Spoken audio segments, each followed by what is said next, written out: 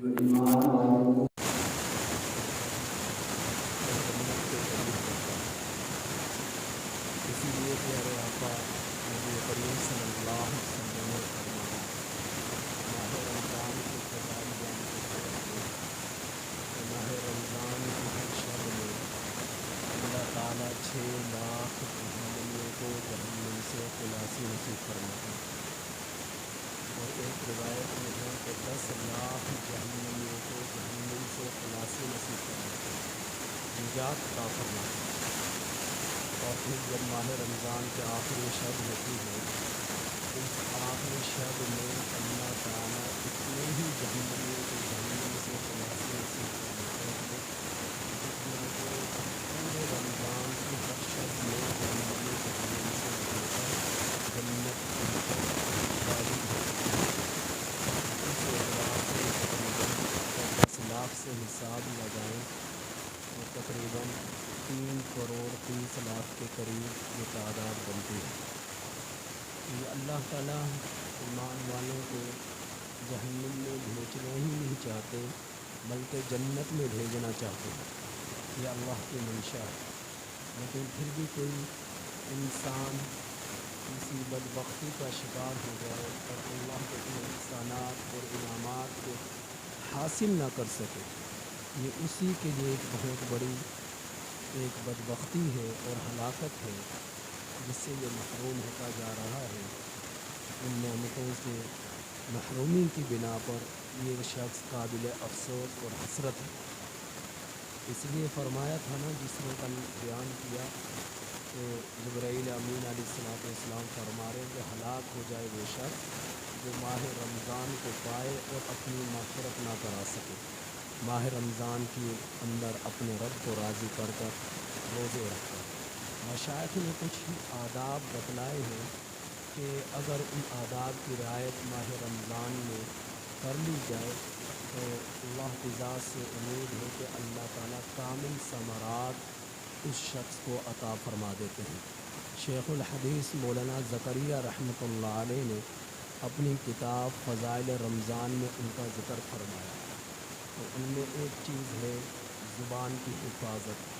کہ زبان سے آپ نے کسی کی دل آزاری نہیں کرنی، غیبت نہیں کرنی، کسی کو تکلیف نہیں پہنچانی، اور حرام کا لقمہ زبان کے ذریعے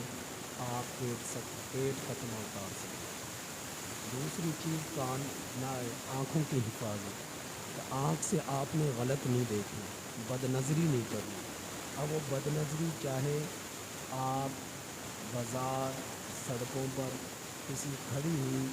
کسی عورت پر ڈالنے کی بنا پر کریں یا اپنے موبائل کا غلط استعمال کر کر کریں، تو یہ آپ کی نظروں سے بد نظری نہیں ہونی چاہیے۔ بد کا مطلب ہے بری نظر آپ کی نہیں پڑنی چاہیے۔ اس لیے اللہ رب العزت نے ہمیشہ کے لیے یہ حکم عطا فرمایا ہے، مردوں کے لیے بھی اور عورتوں کے لیے بھی، کہ قل للمؤمنین یغضوا من ابصارہم، کہ اے ایمان والو، نبی کریم صلی اللہ علیہ وسلم سے فرمایا کہ آپ ایمان والوں سے کہہ دیجئے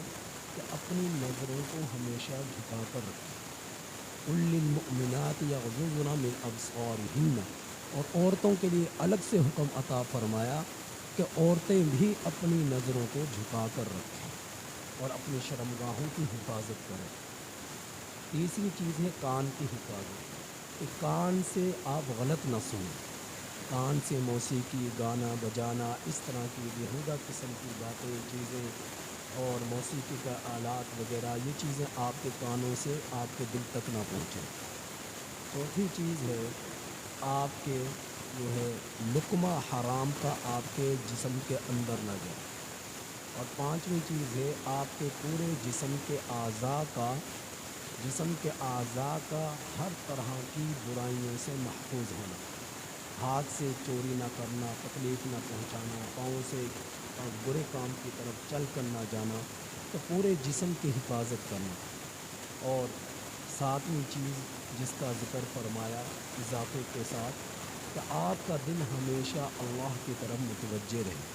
اللہ جل شانہ کی طرف دن اور رات میں آپ کا دل متوجہ رہے، اس لیے فرمایا کہ جب صبح اٹھو تو سحری ایسے وقت میں کرو جب آدھا گھنٹہ 15 منٹ رہ جائے، اور اس سے پہلے آپ 4 رکعت 6 رکعت 8 رکعت تہجد کی پڑھ لیں،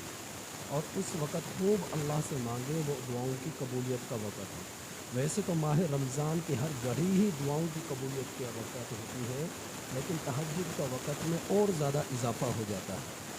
اور اسی طرح پر جب آپ مسجد میں آؤ سحری کر تو بہت زیادہ پیٹ بھر کر نہ کھاؤ کہ آپ کو کھٹی ڈکاریں آنا شروع ہو جائیں، اور ضرورت کے مطابق آپ کھانا کھائیں اور حلال رزق سے کھائیں، حرام رزق سے نہ کھائیں، حلال رزق حلال سے تناول فرمائیں۔ اور کھانا کھا لینے کے بعد جب اذان ہو تو آپ اس وقت نیت کر لیں، وَبِصَوْمِ غَدٍ نَوَيْتُ مِنْ شَهْرِ رمضان، اور پھر اذان ہونے کے بعد آپ سنتیں گھر میں پڑھیں، اگر گھر میں نہیں پڑھ سکتے مسجد میں آ کر پڑھیں، اور مسجد میں سنتیں پڑھ لینے کے بعد جو وقت باقی ہے اس میں خوب تلاوت کریں، اور تلاوت کے بعد نماز میں مشغول ہو جائیں۔ جب جماعت کا ٹائم ہو، جماعت ہو جانے کے بعد تو فوراً گھروں میں نہ جائیں،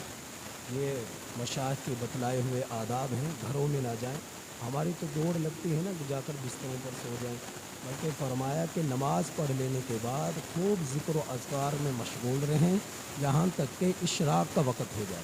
اشراق کے نماز پڑھ کر آپ پھر جائیں، آپ نے سونا ہے، آرام کرنا ہے، 10-11 بجے تک آرام کریں، اس کے بعد اٹھ جائیں۔ 10 بجے تک اگر آپ اٹھتے ہیں تو چاشت کی نماز کا بھی اہتمام کر سکتے ہیں۔ اسے پڑھ لینے کے بعد پھر آپ جو ہے ذکر و اذکار میں لگے رہیں۔ ظہر کا وقت ہو جائے، مسجد میں آئیں، سنتیں پڑھیں، ظہر کی نماز پڑھ لینے کے بعد کچھ احادیث پڑھیں اپنے اہل خانہ میں جا کر یا مسجد میں، فضائل پر اور مسائل پر، ان کو پڑھ لینے کے بعد عصر کا وقت ہو جائے، عصر کی نماز پڑھیں، سنتیں پڑھیں، اور عصر کے بعد پھر مسجد میں تشریف فرما رہیں اور ذکر و اذکار میں مشغول رہیں یہاں تک کہ افطاری کا وقت ہو جائے۔ افطاری کا وقت جیسے ہی سورج غروب ہو فوراً جو ہے روزے کو افطار کر لیا جائے۔ اللہم لک صمت و بک آمنت وعلیک توکلت وعلی رزقک افطرت، یہ دعا پڑھ کر روزہ افطار کرے۔ کھجور سے روزہ افطار کرنا یہ افضل ہے، اگر کھجور نہ ہو تو پانی کے ذریعے روزہ افطار کر لیا جائے، اور وہ وقت بھی دعاؤں کی قبولیت کا وقت ہوتا ہے۔ افطاری سے پہلے افطاری کر لی تو اس کے بعد آپ جب اذان ہوئی تو نماز کے لیے مسجد میں آئیں، اور مسجد میں نماز پڑھ لینے کے بعد پھر تلاوت قرآن میں مشغول ہو جائیں یہاں تک کہ عشاء کا وقت ہو جائے۔ عشاء کی نماز کے بعد تراویح کا اہتمام کریں، 20 رکعت نماز تراویح پڑھیں، قرآن مجید پورا تراویح کی نماز میں سننا سنت، پوری 20 رکعت نماز تراویح پڑھنا یہ مستقل ایک سنت، اور قرآن مجید پورا قرآن تراویح کی نماز میں پڑھنا یہ ایک مستقل سنت۔ تو اللہ تعالیٰ سے دعا ہے کہ اللہ